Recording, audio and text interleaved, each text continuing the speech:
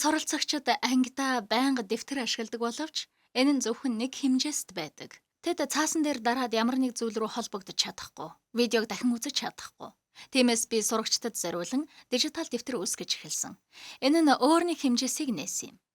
Сурагчид ямар нэгэн зүйлсийг нэмж, бүтээж, өөрсдийн хийх гэж байгаа даалгавартай холбоос үүсгэж, дижитал дэвтрээсээ шууд холбоостой видеог дахин тоглуулж, сургалтанд дэм болох олсон бүх зүйлсээ холбож чаддаг болсон.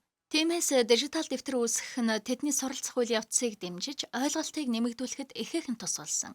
Тэд үүндээ хаанаас ч хандах боломжтой тул ширээн дээрээ орхиж явах талаар санаа зовох хэрэггүй болсон юм. Зүгээр л нэвтрэх хэрэгтэй. Бид бүх дэвтрийг нэг газарт холбосон орон зайг үүсгэсэн юм.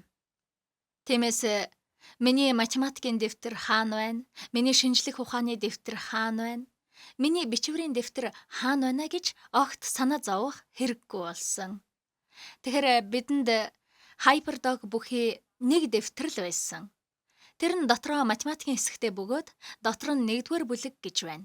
Сурагчид өөрсдийн дэвтрийг аваад нэгдүгээр бүлэг гэсэн үг рүү холбоос хийдэг байсан.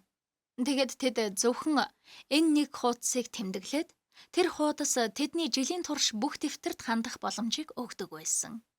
Тиймээс эдгээр дижитал дэвтрүүд нь цаасан дэвтэр ашиглаад хийх боломжгүй шинэ ертөнцийг нээсэн нь үнэхээр гайхалтай байсан.